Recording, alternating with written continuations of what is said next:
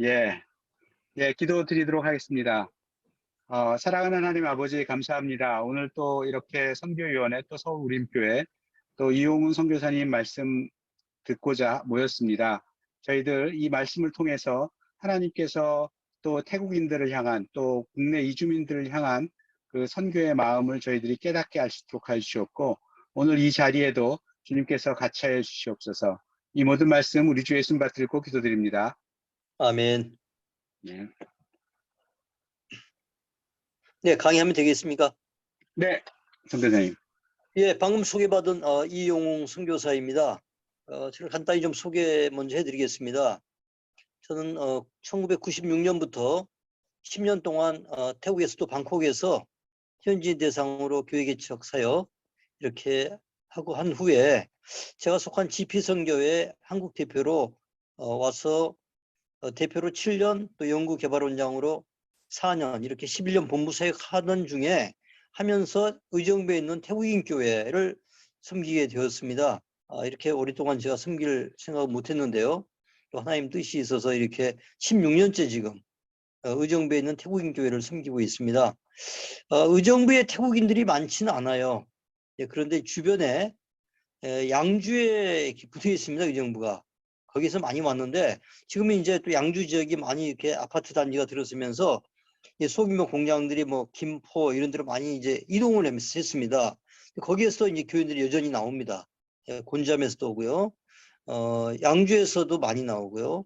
이렇게 해서 지금 태국인들만 모이고 있습니다. 저희 교회 교인 가운데 한국 사람은 저와 아내 둘뿐이고요. 나머지는 모두 다 100% 태국인들로. 그래서 저희가 태국어로 이렇게 선교를 하고 있습니다.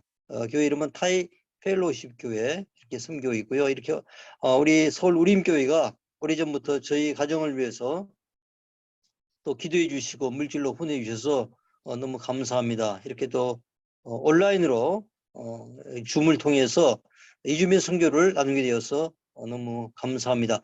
제가 1시 50분까지 강의하고요.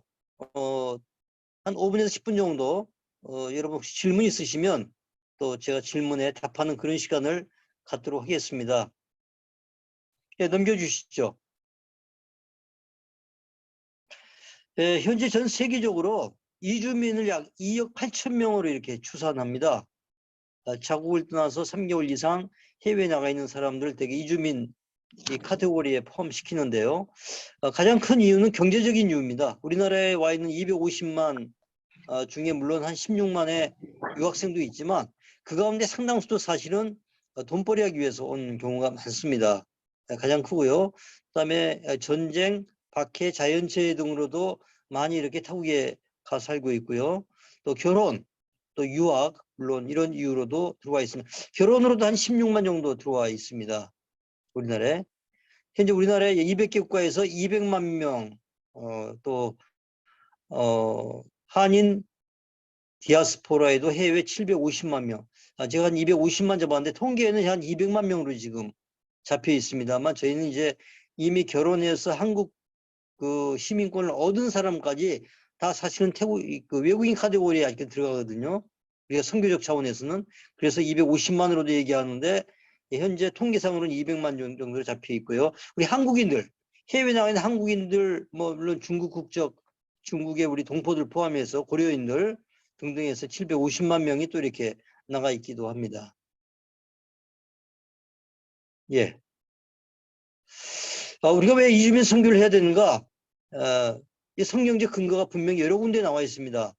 신명기 10장 18, 19절에 보면 고아와 과부를 위하여 정의를 행하시며 나그네를 사랑하여 그에게 떡과 옷을 주시나니 너희 나그네를 사랑하라. 전에 너희도 애굽 땅에서 나그네 되었느니라. 그렇죠? 이스라엘 백성들이 애굽 땅에서 나그네 생활을 오랫동안 했었죠. 그리고 마침내 출애굽을 했었죠. 아브라함도 사실은 이스라엘 땅이 자기 고향이 아니죠. 갈대아 우르가 그의 집이었습니다. 하나님의 명령으로 거기를 떠나서 결국은 하란을 거쳐서 이스라엘 땅에 도착하게 되었습니다. 모세도 마찬가지였습니다. 모세도 이렇게 박해를 피해서 애굽 궁에서 결국은 자랐습니다. 나중에는 이스라엘 지도자로 출애굽 사건의 주역이 되었죠. 또 바벨론 포로기 이스라엘 백성들도 70년 동안 바벨론의 포로 생활을 이렇게 했었습니다. 그래서 이렇게 하나님의 백성들이 이주민 생활을 많이 했습니다. 우리 예수님도 헤롯의 박해를 피해서 애굽에 이렇게 난민입니다. 사실 어린 시절에 영아학살을 피해서 예수님도 이런 난민 생활을 하셨습니다. 이런 등등을 비춰볼 때 이주민 선교는 바로 성경에서 굉장히 중요하게 생각하는 그러한 요점이다 이렇게 볼 수가 있습니다. 지금 선교의 중요한 그 키워드는요, 모든 곳에서 모든 곳으로, from everywhere to everywhere. 이 말이 굉장히 중요한 키워드입니다. 우리 한국교회가 171개국에 약 2만 2천 명의 선교사를 파송했습니다. 근데 조금 전에 말씀드린 것처럼 현재 200개 국가에서 약 200만 명의 외국인들이 우리나라에 와 있습니다. 나가기도 하고요, 들어오기도 하고. 심지어 아프리카에 우리나라 여의도 순복음교회쯤 되는 큰 교회입니다. RCCG 교회가 있는데요. 이 교회가 한국에 5개 교회를 이미 설립을 했어요. 그래서 용산, 송탄, 뭐 동두천 등등의 이 나이지리아입니다. 나이지리아이지만 아프리카 사람들을 포함하는 그런 국제교회가 있고요. 그중에 한국교회도 하나 있어요. 이걸 지원을 합니다. 그러니까 아프리카 교회가 한국에 이렇게 선교사를 보내어서 5개 교회가 있다. 아마 이거 처음 듣는 분들이 많을 겁니다. 이주민 선교가 왜 중요한가? 뭐 중요한 건 제가 말씀드렸고요. 굉장히 선교적으로도 효율성이 있습니다. 이들이 자기 나라에 있을 때보다 훨씬 쉽게 이렇게 교회에 발을 내딛습니다. 제가 태국에서 한 10년 선교를 했거든요. 여러분 아다시피 태국은 불교의 땅입니다. 95%가 불교도이고 4%가 무슬림. 기독교는 우리나라보다 역사가 길음에도 불구하고 1%가 안 됩니다. 전도가 굉장히 어렵고요. 교회 초대하기가 어렵습니다. 그런데 국내에서는 상대적으로 굉장히 쉽습니다. 왜냐하면 자기 나라를 떠났기 때문에 고유의 종교로부터 자유하기 때문입니다. 두 번째는 우리 선교사들 그런 추방이나 비자 염려가 없습니다. 중국, 인도, 네팔, 뭐 심지어 인도네시아 같은 나라도요. 선교사들이 선교사 비자 얻기가 굉장히 어렵습니다. 그래서 사업 비자, 유학생 비자, 뭐 이런 여러 가지 다른 비자로 그곳에 체류하는데 원래 비자라는 건요. 여러분도 해외에 나가실 때 비자를 받죠. 중국 같은 비자를 받습니다. 그 비자 도장에 찍힌 목적으로만 가야 돼요. 여행 비자로 갔는데 거기서 돈벌이를 한다. 그건 위법이에요. 유학생으로 갔는데 거기서 돈벌이 한다. 그것도 걸려요. 사업 비자로 갔는데 또 선교 활동을 한다. 그것도 걸면 걸립니다. 반드시 그래서 비자 가지고 국가에서는 외국인들을 관리합니다.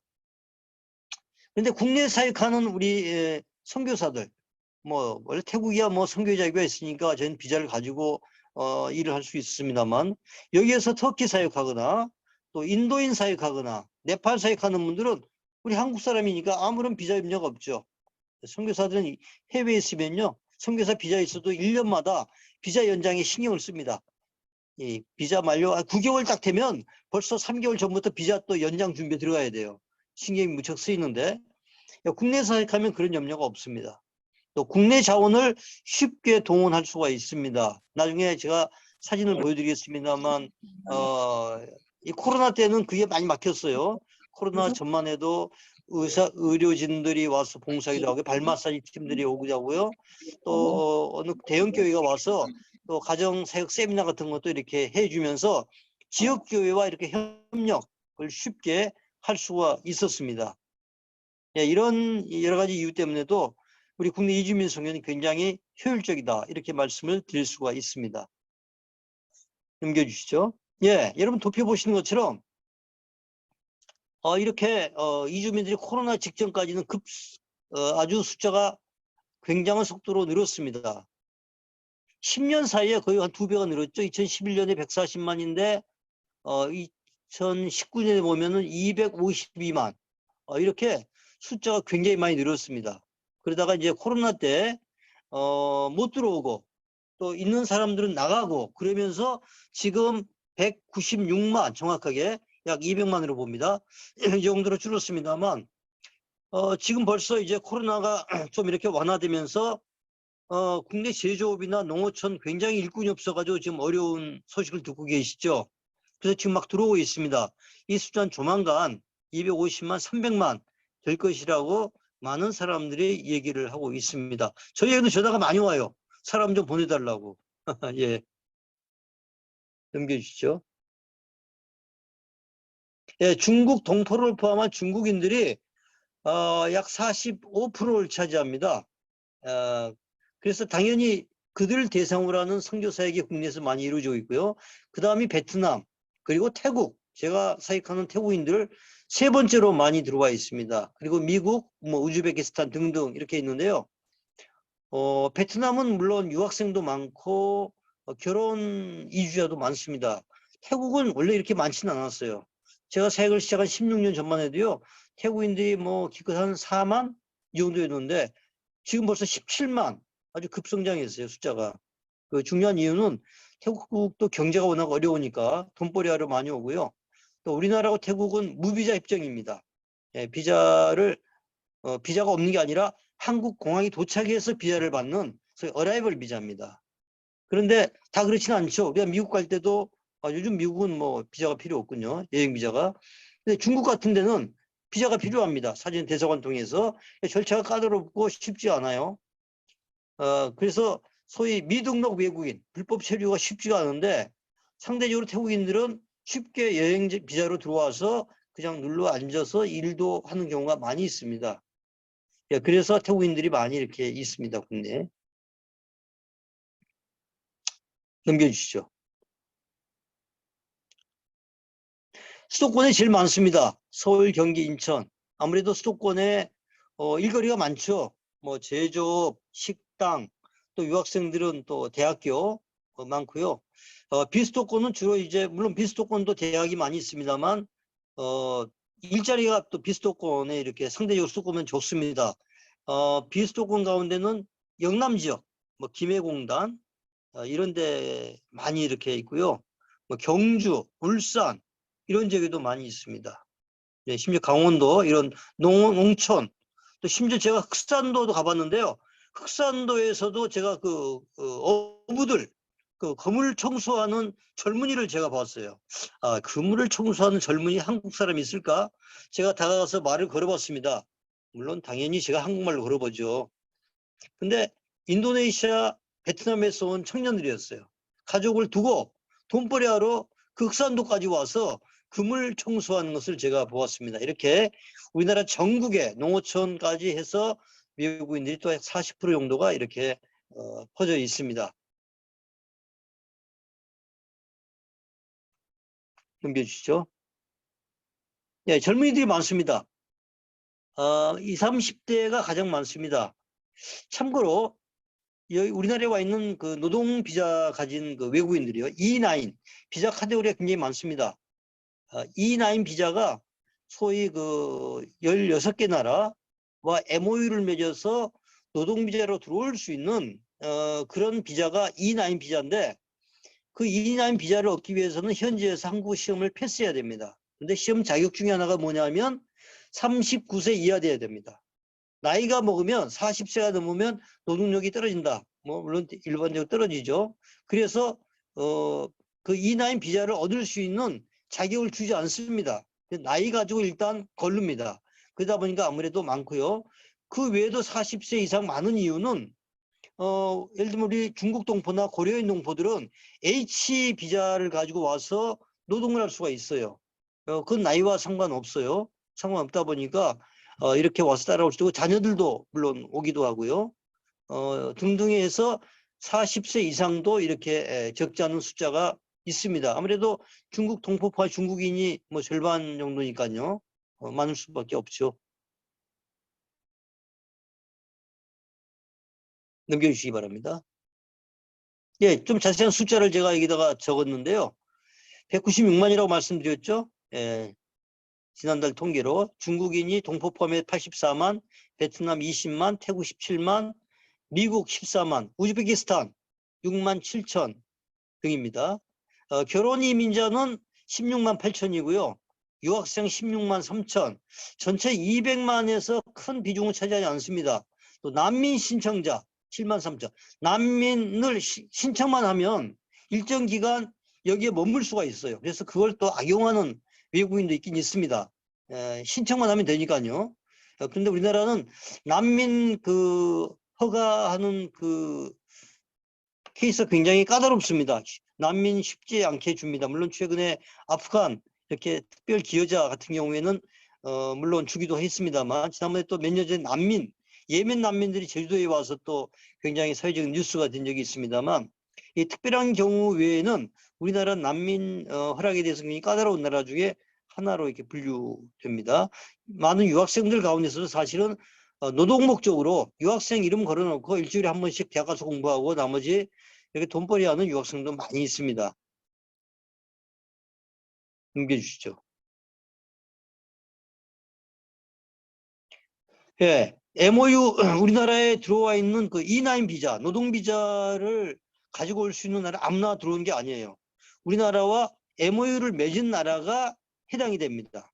그래서 분류를 해보면요, 불교권 국가, 베트남, 네팔, 몽골, 캄보디아, 미얀마, 스리랑카, 라오스, 주로 아시아입니다. 이 동남아시아, 몽골은 물론 동남아시아는 아닙니다만, 이런 나라, 불교권 국가가 7개 나라입니다. 불교권 국가에서 온 사람이 가장 많기 때문에 굉장히 중요한 불교권 지역은 선교의 지역이다, 이렇게 말씀드릴 수 있고요. 네팔은 힌두 국가입니다.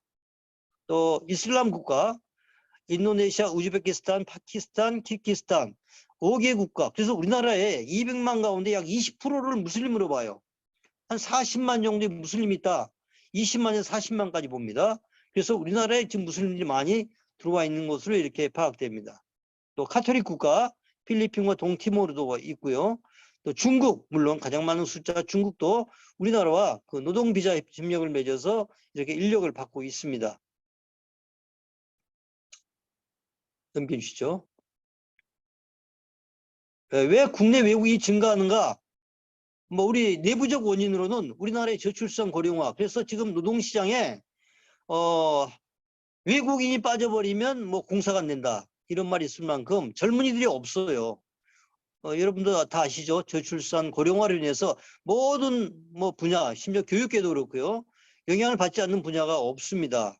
또 농촌 총각들이 결혼을 못하기 때문에 캄보디아, 베트남 등등에서 이렇게 결혼 이주 여성들이 많이 들어오고요.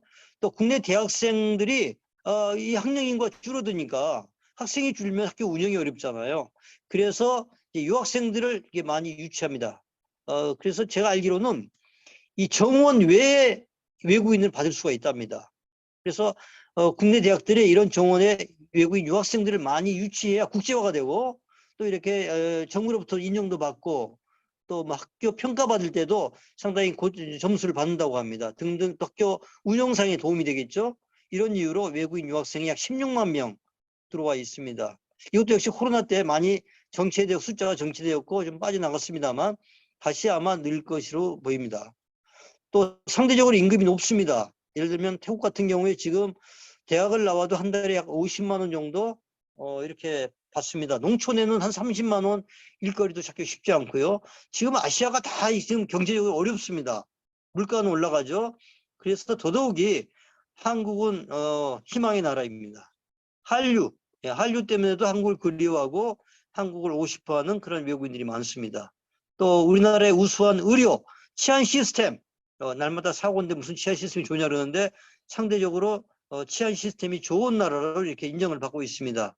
또 좋은 의료 이런 시스템 때문에도 많은 외국인들이 한국에 와서 치료를 받고 있고요. 여기에 와 있는 노동자들도 이 부분에서 굉장히 만족도가 높습니다. 넘겨주시죠. 예, 베트남 사람들입니다. 우리나라에 와 있는 베트남 가족인데요. 자기 나라 고유 음식을 이렇게 해 먹습니다. 먹으면서 역시 여기 와서 일은 하고 돈 벌고 애들 키우지만 그리고 어떤 사람은 심지어 한국 시민권도 얻어요. 그렇지만 여전히 이들은 베트남 교회 가고 태국 교회 가고, 우리 교회도 태국인인데 한국 시민권을 얻은 집사님이 있어요. 오늘도 나왔어요, 예배. 이분은 한국말도 합니다. 그렇지만 한국 교회 안 나갑니다. 왜? 이분의 마음의 고향은 태국이지 한국이 아니기 때문입니다. 지난번에 선거할 때도 저한테 와서 선교사님 누구 찍어야 돼요? 그런 것도 잘 몰라요. 한국 문화를 잘 모르니까. 예, 이만큼 이들은 아직도 문화적으로는 상당히 동화되기 우리나라도 마찬가지죠.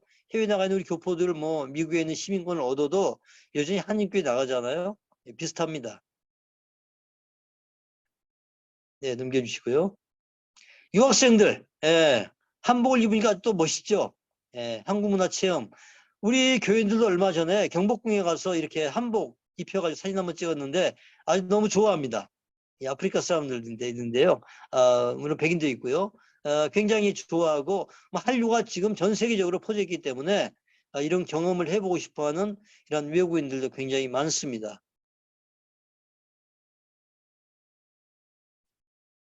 예, 또 국내 대학에서 이렇게 외국 유학생들이 석사과정입니다. 석사과정, 석박사과정 이렇게 고급 인력들을 이렇게 훈련시켜서 다시 돌려보내 그들의 나라를 발전시키려고 하는 이러한 프로그램도 많습니다. 우리나라도 과거에 그랬죠. 미국이나 이런 유럽 같은 데서 우리나라 어려웠을 때 유학생을 받아서 거기서 장학금 주면서 공부해서 우리나라에 와서 우리나라 산업 발전에 큰 기여한 경우 많잖아요. 지금 우리나라도 이제 그런 형태로 지금 기여를 하고 있습니다. 예. 국내 이주민 사역 가운데 굉장히 중요한 게, 이렇게 그들의 그 질병을 돌봐주는 그런 사역입니다. 가장 애로사항은 언어가 안 된다는 거예요. 물론 요즘 구글이나 뭐 이런 파파고 같은 것으로 이렇게 간단한, 번역은 됩니다만, 그게 완벽하진 않잖아요. 그리고 급한데 무슨 언제 구글 열어가지고 소통하겠습니까? 근데 이제 이렇게 질병이 있을 때 저희가 전화로도 상담 많이 해주고요. 실제로 이 형제는 지금 이제 태국에 돌아갔습니다만 공장에서 일하다가 낙상사고로 다리가 부러졌어요. 그래서 저희 교회 평소에 이렇게 봉사 나오던 그런 외과 병원에 제가 소개를 해가지고 거기에 입원해서 치료받고 또 우리 교회에 머물면서 회복 후에 태국으로 돌아간 이러한 케이스입니다. 이 형제가 여기 있을 때 저희가 신방에서 말씀 전하고 격려하고 위로하고 이런 사진입니다. 예, 결혼식도 굉장히 중요합니다. 한국에 와서 이렇게 또 뭐 아무래도 젊은이들이니까 또 결혼 정년기에 있는 이런 청년들이 많죠. 그래서 또 눈이 맞아서 또 사귀면요, 저희가 이렇게 권고해서 결혼식을 하도록 이렇게 권합니다. 결혼식 아무나 해주지 않죠. 저희 교인이어야 되고요, 세례 받아야 되고 또 세례 교육을 받아야 됩니다. 그래서 한 5주간 정도 세례 교육을 철저하게 시킵니다. 이보다 좋은 기회가 없죠. 태국 교회가 이런 게 잘 없어요. 뭐 우리나라도 사실은 결혼 예비학교라는 게 생긴 지가 얼마 안 됐잖아요. 그래서 저희 교회는 이런 교육을 시키면서 이 둘 형제예요. 이 남자 형제, 이 목사님 자녀들인데 이제 한국에 와서 이렇게 자매를 사귀어가지고 저희가 훈련시켜서 다행히 이때 부모님이 오셨어요. 이분 부모님이 오셔가지고 함께 이렇게 결혼식을 저희가 결혼식을 몇 번 치렀는데 부모님이 태국에서 직접 와서 함께 축하해 준 경우는 처음이에요. 잘 안 오세요. 올 수가 있는 또 환경이 아니고 농어촌에 대부분 사시는 분들인데 사실은 그 시간과 경비를 들여서 오기가 쉽지 않습니다. 또 태국과 한국은 물론 무비자 입장이지만 아무나 받아주진 않아요. 좀 수정하다 싶으면 공항에서 이 법무부에서 거절을 시키기도 하거든요. 예, 그런 등등으로 잘 못 오는데 이분 부모님들은 오셔서 함께 축하해주고 시간을 함께 보내고 자녀들을 또 격려하고 축복하는 이런 시간이 있어서 굉장히 아주 좋았습니다. 예. 선교는요, 타국 우리 한국 사람 우리가 그래요. 선교 그러면 비행기 타고 배 타고 외국 가서 활동하는 것만을 선교로 생각하는데 타국 선교가 아니에요. 타 문화권 종족을 대상으로 하는 게 선교입니다. 물론 선교라 그러면요 여러 가지 있어요. 교회가 하는 모든 일이 다 선교다. 이렇게도 이제 크게는 얘기할 수 있습니다만 일반적으로 우리가 말하는 선교는 타 문화권 사람들을 대상으로 해서 전도하는 행위를 우리가 선교다. 이렇게 좁은 의미의 선교로 많이 얘기하는데요. 그래서 타 문화권 종족을 대상으로 하는 것이지 타국 종족만을 얘기하는 건 아니에요. 우리나라에 와 있는 200여 국가의 이런 200만 명 정도 외국인들 바로 다 문화권 사람들이에요. 그들이 국내에 체류하면서 이렇게 그들에게 선교를 할 때 대단히 효과적으로 그들에게 선교할 수 있는 것을 제가 지금 현장에서 경험하고 있습니다.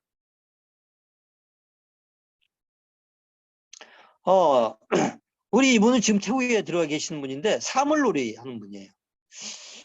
제가 이분이 훈련 받고 있는 선교훈련원에 가서 한번 강의했는데 그때 이분을 만났어요. 근데 의정부에 사신대요. 내가 우리 교회 의정부에 있는데. 근데 뭐 하냐 했더니 사물놀이 자기는 전문이래요. 그러면서 태국에 가겠대요. 제가 태국에서 있었잖아요. 아유, 태국 사람들에게 뭐 사물놀이? 사물놀이는 우리나라 문화인데 이게 과연 얼마나 먹힐까? 제가 그 생각을 했어요. 근데 이제 이분이 나가기 전에 자기가 속한 그 사물놀이 팀을 데리고 한번 우리 교회에 와서 한번 시간을 좀 내달라 그래서 우리 주일 예배 끝나고 오후 시간에 이렇게 그 팀들과 함께 우리 교인들 이게 얼마나 우리 교인들이 좋아할까 한번 테스트를 해봤는데 결과는 대박이었습니다. 굉장히 좋아해요. 이거 뭐 북치고 꽹가리 치고 이거 사실 그렇게 어렵지 않잖아요. 저도 해봤는데 어렵지 않고요.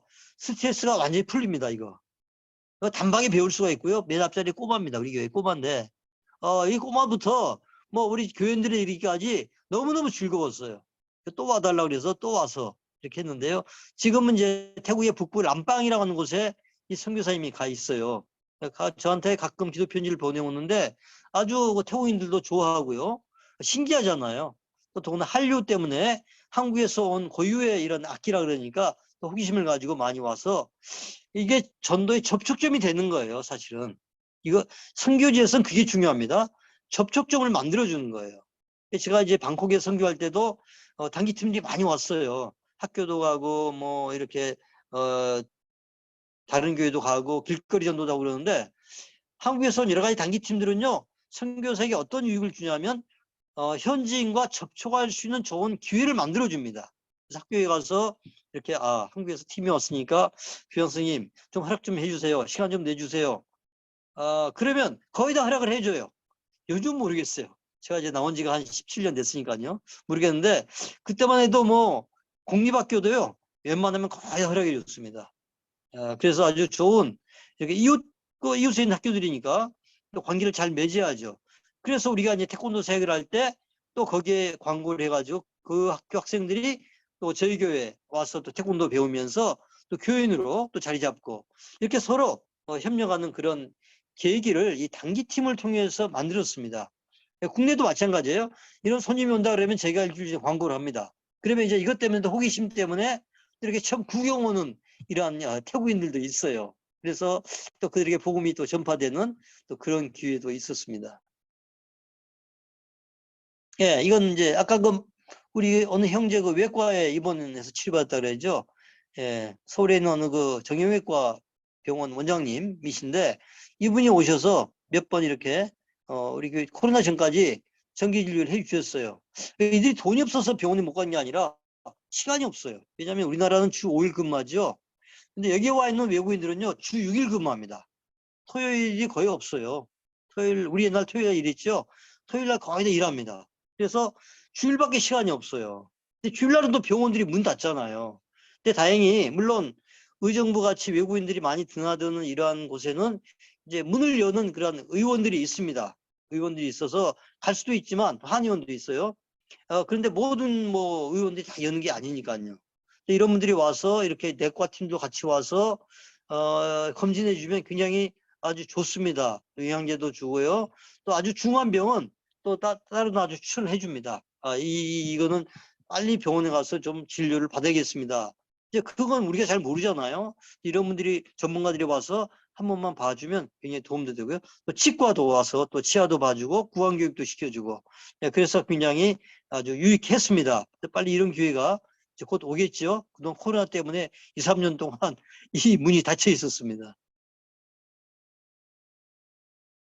예, 우리 포천에 사역하시는 우리 선교사님이세요. 이분은 특정 나라가 아니라 뭐 태국, 베트남 등등 포천에 외국인들이 많습니다.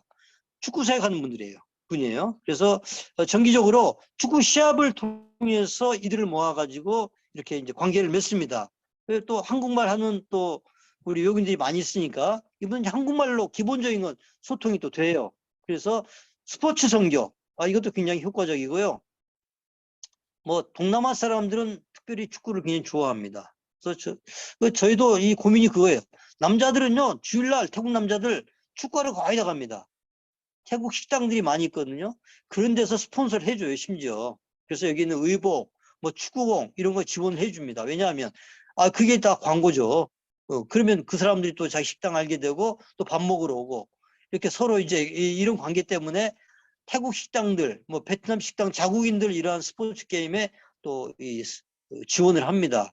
예, 그래서 이 선교사님은 또 축구를 좋아하시고 잘하시니까 이러한 축구를 통한 또 선교를 이렇게 하시는 분도 있습니다. 예, 이번은 여기는 이제 터키인 사역하시는 우리 선교사님 의정부에도 있어요. 터키에서 선교하시다가 지금 이제 의정부에서 터키, 우즈베키스탄 사람들 대상으로 이게 무슬림 사역을 선교하는데 아주 자유롭고 좋죠. 이분들도 역시 터키 같은 데 있을 때는요, 비자 문제가 굉장히 어렵습니다. 상당히 보안에 신경을 써야 되고요. 말도 잘 못하고 신분 밝히기도 물론 어렵고. 근데 국내 와 있는 이런 주로 대부분 노동하러 온 사람들입니다. 아주 체격도 크고요. 아주 굉장히 액티브한 이런 젊은이들이니까 너무 좋아요. 예.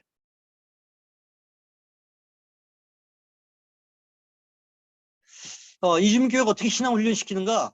1차적으로 교회를 통한 신앙훈련 시키고 있고요. 저희도 매주일 제가 일주일에 뭐 4번 설교 안 하면 저는 한 2번 정도 설교하고요. 나머지는 신학을 마친 우리 교인들이 있습니다. 전도사님도 있고요. 우리 집사 가운데도 여기에서 신학 훈련을 마친 우리 교인들이 있습니다. 그들에게 설교의 기회, 또 예배 후에는 또 성경 공부, 또 강의할 수 있는 기회를 줍니다. 그러면서 전 이제 멘토 역할을 하죠. 또 연합 신학 훈련, 지금도 방콕에 있는 BBS라고 하는 신학교 분교 과정을 지금 한 10년째 운영하고 있습니다. 그래서 좀 말씀드린 그 리더들은 그 과정을 4년 동안 잘 마친 그러한 우리 교인들이 이제 리더로서 사역하고 있고요. 최근에 또 시작한 게 디모데 성경학교라고 해서 세례자 이상 이 경기 북부에 있는 동두천, 포천, 의정부 4교회가 연합으로 세례자 이상 약 40명 정도 지금 동두천에서 모여서 이제 성경 공부를 하고 있습니다. 예, 한 달에 2번 가서 훈련 받는데요. 오늘이 그 가는 날이에요. 그래서 저와 제 아내가 교회 승합차 또 제 승용차 태워서 데려다가 줍니다. 또 끝나면 또 이 기차역까지 또 태워다 줘야 됩니다. 그런 서비스가 해야만 이들이 또 갈 수 있는 또 동기부여가 되거든요. 어쨌든 그런 함께하는 신학훈련 굉장히 중요합니다. 왜냐하면 개교의 교인들의 숫자가 이렇게 자체 신학훈련할 수 있는 숫자가 안 돼요. 또 교수진도 그렇고요. 그래서 연합으로 할 때 이런 효과를 볼 수가 있고요. 또 설과 추석 때는 연합 집회를 합니다. 지금 사진에 보시는 것도 우리가 연합 집회를 하는데 보통 한 250명, 300명 이렇게 모여서 태국에 있는 목사님 모셔다가 집회를 하는데 거기에 그냥 시너지 효과가 나타나요. 많은 회심이 이루어지고요. 헌신이 이루어지는데 이것도 역시 불행하게도 코로나 기간 중에는 갖지를 못했어요. 개교회별로 조심스럽게 이렇게 가질 수밖에 없었는데 아마 금년 추석 때는 할 수 있지 않을까 지금 이렇게 저희가 생각하고 있습니다. 연합 집회 굉장히 중요하고요. 또 귀국자 현지 방문 관리, 돌아가서 이렇게 돌아간 교인들, 최근에 저희 교인 하나도 이렇게 신학 마치고 리더로 활동했던 자매 한 사람이 선교사 파송을 받고 태국에 들어갔습니다. 들어가서 끝난 게 아니죠.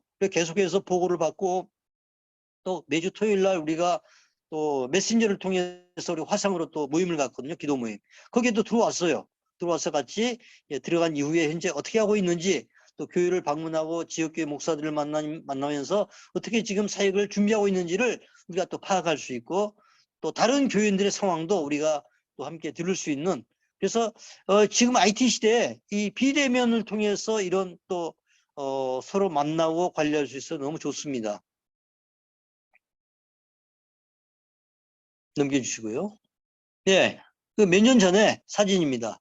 코로나 전에 저와 제 아내가 제일 왼쪽 사진이 제 아내고요. 제일 오른쪽에 좀 이렇게 살찌신 분이 저희 교회가 한국인과 결혼해서 한국 시민권을 가진 집사님이에요.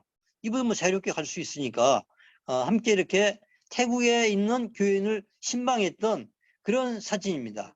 예, 그러니까 이런 노모님 어머니인데 이 교인 이 어머니의 자녀가 우리 교회 교인인데요. 10몇 년째 지금 못 들어가고 있어요. 안 들어간 거죠. 그래서 사실은 들어가면 못 나오니까. 왜냐하면 비자가 이제 끝났거든요. 소위 이런 사람을 불법 체류자, 미등록 외국인이라 그러는데 이미 이 사람에게 우리나라가 좋은 거예요. 자기 나라 들어가 봐야 지금 그 나이에 이제 무슨 일거리 할 것도 없고 여기는 이미 익숙해지고 또 한국은 젊은이들에게 좋답니다. 굉장히 다이내믹하고 또 교통이 좋고 또 생각만큼 사람들이 또 거칠지가 않대요. 뭐 한국 사람 거칠다고 그러는데 공장에서 일할 때 굉장히 이미 거기 있는 한국인 매니저와 친해졌기 때문에 친숙하고 아주 즐겁답니다. 그래서 특별한 일 없으면 안 들어가겠다는 사람들이 많습니다. 넘겨주세요. 예. 저희가 또 종족별 네트워크, 저희가 이 경기 북부에 이주민 교회가 50개 이상이 있습니다. 뭐 태국, 베트남, 네팔, 캄보디아 등등. 저희가 열방선교 네트워크라고 하는 연합체를 만들어서 다양한 활동을 함께 해요. 음악회 하고요. 여기 아프리카 분들이 나와서 또 발표하는 그런 사진인데요. 또 선교 세미나, 정기 기도회, 또 사역자 훈련도 이 한국인 우리 선교사 대상입니다. 같이 함께 이런 훈련을 해요. 그러면 서로 유익하죠. 예, 같이 물론 우리가 사역하는 대상 국가는 다르지만은 우리가 경기 북부에서 이주민 사역한다고 하는 그러한 성격은 같아요. 그러다 보니까 서로 정보도 교환해요. 요즘 뭐 카톡방이 있어가지고 요즘 출입국 관리소에서 요즘 이주민들에 대한 문제는 이렇습니다. 또 누가 어떻게 지금 사고를 당했는데 이런 경우에는 어떻게 처리합니까? 뭐 어떤 경우 심하게요. 어떤 사람이 갑자기 일터에서 사망했어요. 사망사고. 그거 어떻게 해야 됩니까? 굉장히 당황스럽잖아요. 그런 내용들을 그 단체방에 올려서 함께 정보를 나눠줍니다. 그리고 경험 있는 사람들은 경험을 나눠주면 굉장히 유익한 이런 것이죠. 예, 그래서 함께 이것도 역시 연합하니까 아주 유익한 점이 많습니다. 예, 넘겨주세요. 예, 역파송 선교. 아까 제가 말씀드린 방콕에 있는 아주 좋은 신학교입니다. 방콕 바이블 세미나를 위해서 아주 좋은 신학교의 분교 과정이 우리나라만 있는 게 아니라 태국인들이 가 있는 이스라엘, 대만, 미국 이런 데 이미 분교 과정이 있어요. 그래서 모든 교재가 다 나가면 거기에 있는 태국인 목사 혹은 태국말을 하는 선교사들이 강의를 합니다. 그러면 강의하고 매 학기마다 시험을 보고 리포트를 제출하면 그게 또 태국에 가요. 태국에서 그 평가를 합니다. 평가를 해서 8학기를 잘 마치면 졸업장이 수여돼요. 그 졸업식 때는 이제 그 학장님이 오셔서 졸업식을 이렇게 인도해 주는데 지금 이 사진은 지금 한국 과정입니다. 초창기에 약 40명 정도 이렇게 열심히 여러 교회가 함께 한 10교회 이상 합류해서 같이 시작을 했습니다. 지금 이제 졸업자가 많이 나오니까 지금은 한 20명, 이번 학기 한 20명. 그래서 꾸준하게 이 과정이 운행되고 있습니다. 그래서 이미 이 과정을 마친 저희 교회 교인 하나도 태국 동북부 우돈타니에 들어가서 지금 사역을 잘하고 있는데요. 이따 사진 한번 보여드리겠습니다. 이 역파송 선교사라고 얘기합니다. 이 제일 오른쪽에 보이는 이 자매 선교사입니다. 이 산타나라고 하는 이분인데 한국의 오빠를 도우러 왔어요. 이 오빠 부부도 우리 교인이에요. 오빠 부부가 이제 아시아 마켓을 해요. 국내 아시아 사람들이 많고 태국인들이 많기 때문에 양주에서 그 조그만 그 마트를 운영을 했어요. 근데 일손이 딸리니까 여동생입니다. 오빠 여동생. 그 도와주러 왔어요. 근데 이제 여행비자로 왔죠. 여행비자로 와서 3개월 끝나면 다시 가서 또 있다가 또 와서 그 비자가 상당히 정상적으로 잘 유지가 됐어요. 안 그러면 나중에 들어오기가 힘듭니다. 만약에 비자에 이렇게 한번 기간이 초과되거나 불법 이력이 붙으면 재입국의 제한을 받아요. 근데 이 자매는 그렇지 않고 그 과정을 그걸 잘 지키면서 신학 공부를 그 BBS를 시작했어요. 저희 교회에 있을 때. 그러면서 중간에 돌아가서 거기에서 이제 공부를 다 마쳤는데 너무 우리 교회에서 훈련을 잘 받고 돌아가서 이 뒤에 있는 분이 부모님이에요. 부모님 불교도였어요, 원래. 불교도였는데, 뭐 자식 이기는 부모 있습니까? 여기 와서 아들 내외도 예수 믿고 우리 교회 열심히 다니고, 딸도 결국은 오빠 도와주러 한국 갔다가 예수 믿고, 신학도 공부하고, 또 너무 착해요. 부모에게 효도하니까 그 집을 이렇게 개방해가지고, 주말 학교를 했어요. 주말 학교. 토요일 날. 그래서 아이들 불러다가 태국은 토요일 역시 토요일 학교 안 가니까요. 아이들 불러다가 게임도 하고 성경도 가르치고 또 점심도 주고 그러면서 어린이 사역을 너무 잘했어요. 근데 그로부터 한 1년 후에 한 3시간 떨어진 우돈탄이 큰 도시에 있는 우리 한국 선교사님에게 연락이 왔어요. 그 선교사님이 이제 평신도로 갔다가 총신대학원 공부하러 지금 와야 되는데 일꾼이 없잖아요. 우리나라 같으면 신문에 광고 내면 뭐 그래도 사역자 구하기 어렵지 않은데 태국 같은 선교지는 그렇게 신문에 광고 내가지고 사람 찾기는 어렵습니다. 어려워. 자기가 키워가지고 이게 만들어내야지. 그런데 이분은 미처을 못하신 거예요. 근데 한국에 와야 되겠고. 근데 마침 우리 이 선교사님을 알아, 이 자매를 알아요. 왜냐하면 우리가 이 한국 의정부에는 원래 한국 교회를 빌려서 시작을 했거든요. 그때 그 집사님이 한국교회 집사였는데 우리 태국인 사역을 많이 도와줬어요. 픽업도 해주고 뭐 여러 가지 행사 있으면 도와주고 너무 아주 좋은 집사님이었는데 나중에 이제 이렇게 태국 선교사 출신 자매를 만나서 결혼해서 선교사로 갔잖아요. 그러니까 잘 알죠. 우리 여자 선교사님이 우리 교회에 있을 때 잘 알고 또 소문도 듣고 그래서 우리 이 산타나 전도사를 좀 주십시오 그래. 아유 이제 주일학교 겨우 했는데 될까 했네. 본인도 워낙 전도사님 그 선교사님이 애원하고 그래서 제가 한번 얘기했죠. 그랬더니 처음에는 아유 자신감 없어 해요. 제가 한번 해보라고 잘할 거라고 제가 격려하고 보냈는데 결과는 역시 대박이었습니다. 사역을 너무너무 잘해요.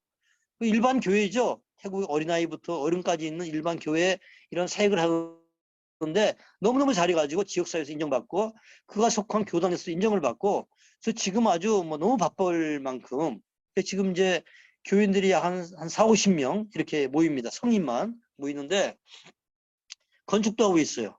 건축 우리가 도와주는 거 별로 없어요. 자기들끼리 다 알아서 교인 중에 하나가 땅을 내놓고 자기 십시일반 또 헌금해서 공사하다가 또 돈 떨어지면 또 중단하고 또 공사하다가 또 중단하고 지금 이렇게 하고 있어요. 저희는 뭐 지켜봅니다. 부활절 헌금 지난번에 좀 나와서 100만 원 보내준 거 외에는 저희가 하는 거 없는데 그들끼리 하는 거예요. 사실 이게 가장 바람직하거든요. 그래서 지금 이제 아마 그 집에 이 부모님 집에 현지인이 할아버지가 방문한 것 같아요. 그래서 그 노인을 위해서 기도해 주는 이러한 모습인데요. 그래서 이 지역 우리 이 동북부 지역에서 우리 교인들이 많이 와요. 이 지역에서 온 교인들이 돌아가면 또 이 교회 중심으로 이렇게 신앙생활을 하고 있고요. 우리 또 선교사님이 태국에 돌아간 교인들 다 이렇게 또 방문도 신방도 하고 또 기도해주고 또 관리를 해줘요. 그러니까 저희 너무 좋죠. 그래서 저희가 이 돌아간 교인들 이 신앙생활을 얼마나 하고 있는지 한번 조사를 해봤더니 보통 일반적으로 한국에서 예수 믿고 돌아간 사람들이 신앙생활을 하는 비율이 OMF에서 조사하면 15%밖에 안 나왔어요. 근데 저희는 73%가 나왔어요. 물론 뭐 조사한 숫자가 그렇게 뭐 몇백 명 되지도 않고 100명 이하의 적은 숫자이기 때문에 통계 정확성은 조금 문제가 있습니다만 어쨌든 우리가 파악하기로는 저희 교회에서 신앙생활에 돌아간 교인들은 신앙생활을 꾸준하게 잘하고 있다. 그 이 중에 하나가 물론 제가 한국에서 열심히 시키기도 하지만 이렇게 현지에서 우리 이런 전도사님 같은 분들이 잘 관리를 해주기 때문에 신앙생활을 잘 하고 있다. 제가 지금 코로나 때 못 가봤거든요. 그래서 내년에는 한번 이제 방문할 계획입니다. 방문해서 귀국한 교인들 또 부모님들 한번 만나서 신앙생활을 한번 점검하고 독려하고 또 예수 믿지 않는 부모님이나 가족들에게는 또 전도할 수 있는 좋은 기회가 돼요. 왜? 자기 가족이 지금 한국에 와서 우리 교회에 나오고 있잖아요. 그래서 뭐 반대하는 사람은 없어요. 저희 가는 거 뭐 오지 마라고 하는 분들은 환영을 합니다. 또 그런 기회에 복음을 전하는 좋은 또 기회가 됩니다. 이래서 국내 이주민 사역을 제가 지금 16년째 하고 있는데 아주 보람이 있고 효과가 있습니다. 자, 지금 이 코로나 시대에 이주민 선교 자문화 중심주의와 국수주의, 지금 전 세계적으로요. 자기 나라 문화와 종교에 대한 이게 갈수록 심화되고 있어요. 타종교에 대한 배타성과 선교사 추방. 이게 지금 선교지마다 이런 일이 일어나고 있고요. 그러나 선교에 대한 개념을 다시 한번 각인시킨 게 이주민 선교 중요하다. 그래서 그동안 우리가 속지주의 선교, 이게 뭐냐면 선교는 비행기 타고 딴 나라 가는 거야. 그게 아니거든요. 그 속지주의 개념에서 속인주의, 타문화권 사람이 중요하다. 비록 우리나라에 와 있어도 이들이 바로 선교지고 이들이 선교 대상이다. 이런 개념의 변화가 오게 된 좋은 기회가 되었습니다. 또 교회마다 선교적 교회로의 전환의 기회가 되고요. 또 찾아가는 선교로의 변화, 또 현지 리더십을 양육하고 파송하는 그런 좋은 기회가 바로 코로나 시대와 이주민 선교의 좋은 트렌드입니다. 그래서 지역교회는 뭘 해야 되는가? 이주민들을 위해서 예배와 쉼터 공간을 제공해 줘야 되고요. 또 이주민 사역자를 선교사로 인정하고 지원도 해줘야 됩니다. 특별히 은퇴 선교사님들을 이런 자원으로 잘 활용하면 아주 효과적입니다. 또 인도와 중국 같이 그런 선교 제한 지역에서 철수하거나 추방된 선교사님들을 또 국내 이주민 선교로 활용하는 것도 굉장히 중요합니다. 또 평신도 자원들을 은사에 따라서 이러한 이주민 선교에 또 자원봉사로 이렇게 참여시키는 것도 굉장히 효과적이고 중요한 일이다. 이렇게 말씀드리겠습니다. 이게 마지막이죠? 네, 끝났죠? 예, 감사합니다. 선교사님 이제 처음 말씀해 주신 대로 혹시 질문이나 예, 맞습니다. 있으시면 제가 좀 잘하는 것 중에 해주시면 좋을 하나가 것 같아요. 시간 지키는 거 잘합니다. 제가 약속했죠? 예, 50분까지 제가 강의하고 나머지 한 10분 예, 정도 질의응답 시간 갖겠다 그랬습니다. 그래서 예, 이게 또 줌이 이게 좋은 거 아닙니까? 여러분들 맞습니다. 예. 들으신 내용 가운데 또 뭐 제가 강의가 상관없어도 이주민에 대해서 또 궁금한 사항이 있으면 제가 아는 데까지 답변해 드리겠습니다. 채팅으로도 하셔도 되고요. 뭐 예. 질문 있으신 분들은 오디오, 음소거 풀고 말씀해 주시면 될 것 같아요.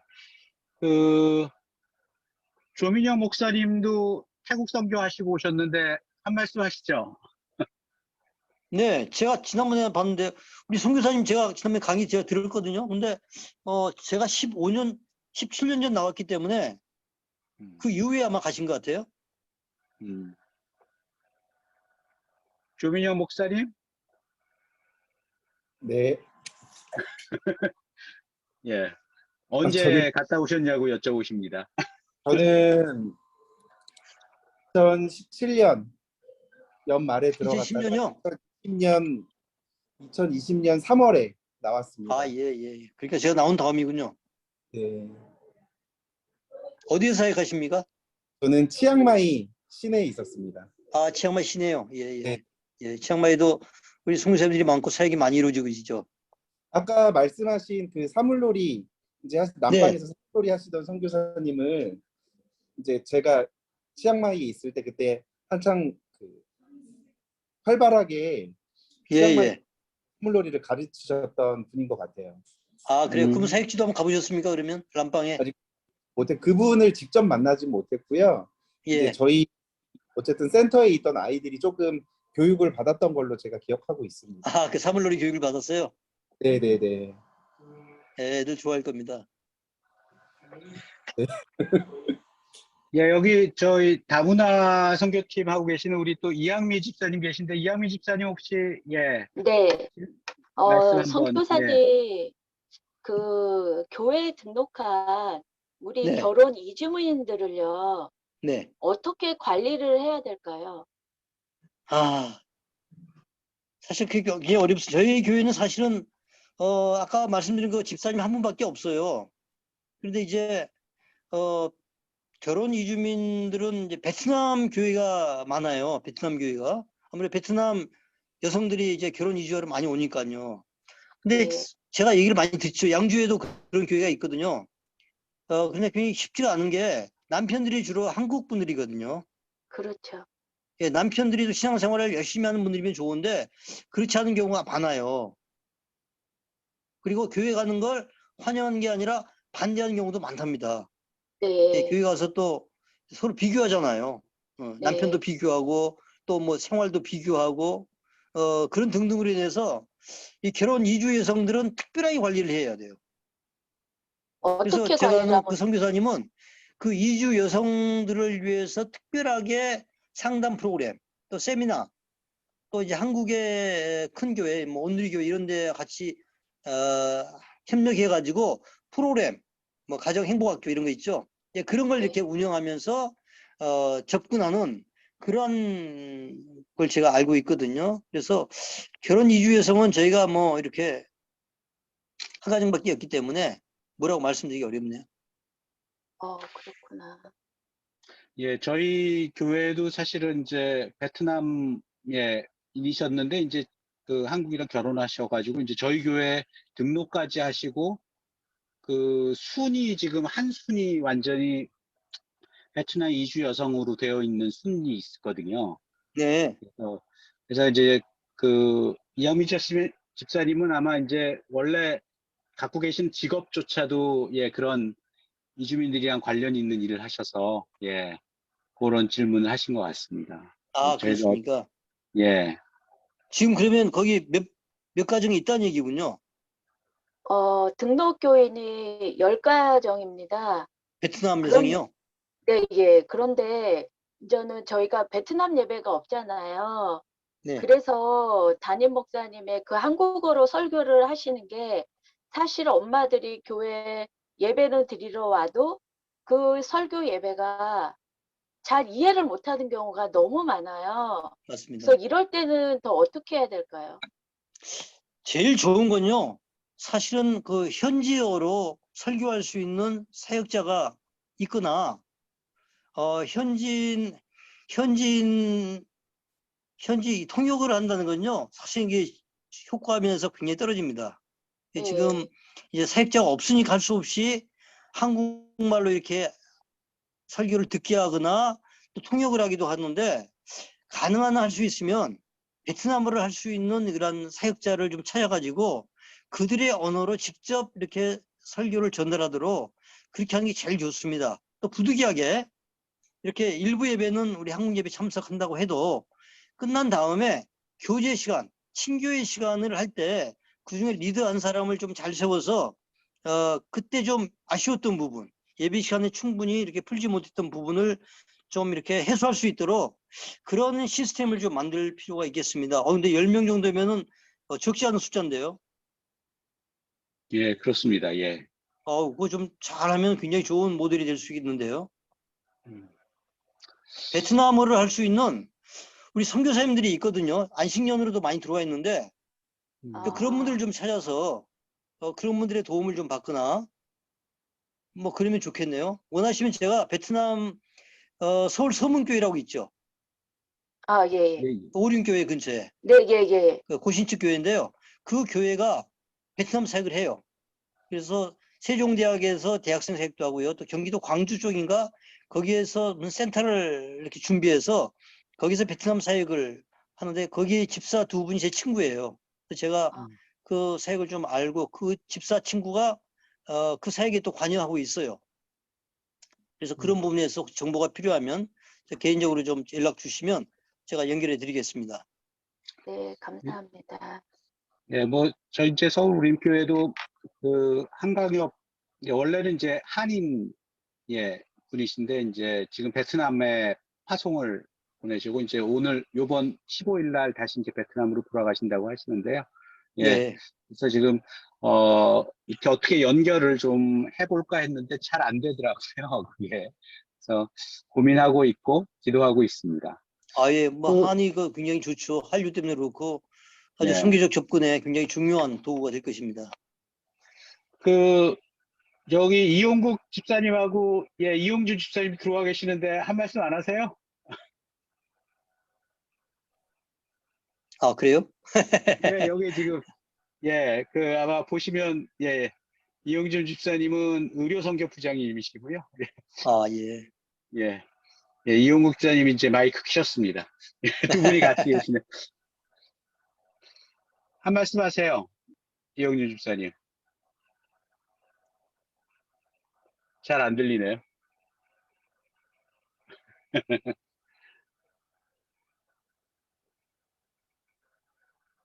저희는 뭐 자주 얘기하고 있습니다. 예. 알겠습니다.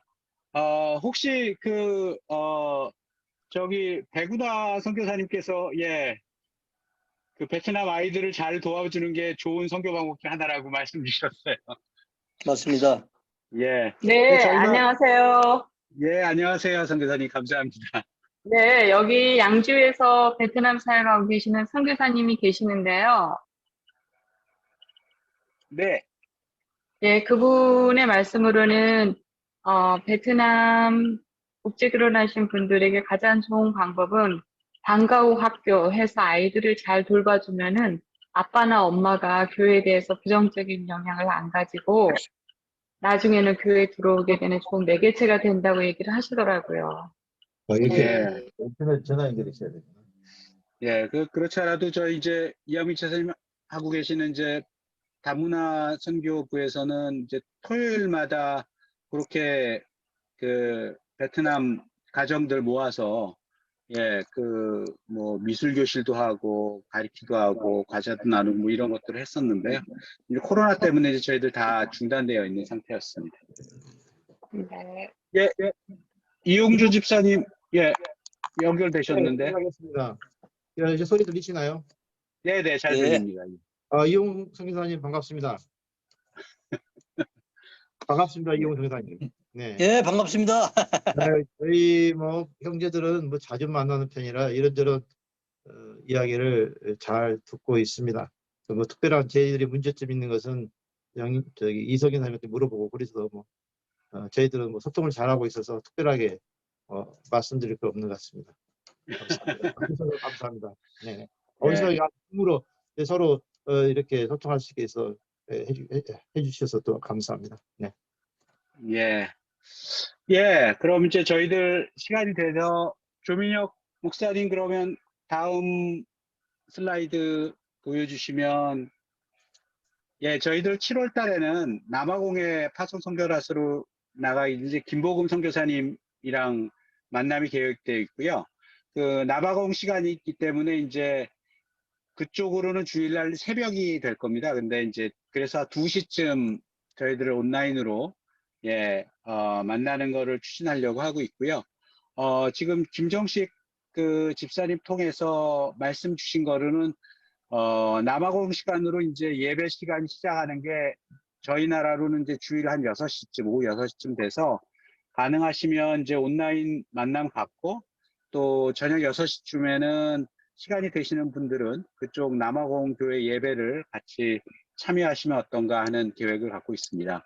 그래도 이제 7월 이후에도 8월 달에는 뉴질랜드에 이제 협력 선교사로 계시는 구성중 선교사님 오셔서 아마 샌더 프로그램이라고 그 보내는 선교사에 대한 아마 교육을 저희들 담당해 주실 것 같습니다. 그러면 오늘 그 말씀 전해주신 우리 이용근 선교사님 다시 한번 감사드리고요. 감사합니다. 저희들 주님 가르쳐 주신 기도로 그 저희들 오늘 그 모임 마치도록 하겠습니다. 하늘에 계신 우리 하나님 아버지, 이름을 거룩히 여김을 받으시오며 나라의 마으시며 하늘에서 이룬 것 같이 땅에서 이루어지리다. 오늘날 우리에게 일용할 양식을 주옵시고 우리가 우리에게 죄진 자를 사하여 준 것 같이 우리의 죄를 사하여 주옵시고 우리를 시험에 들게 하지 마옵시고 다만 사랑에서 구옵소서. 대개 나라와 영광이 아버지께 영원히 나옵나이다. 아멘. 아멘.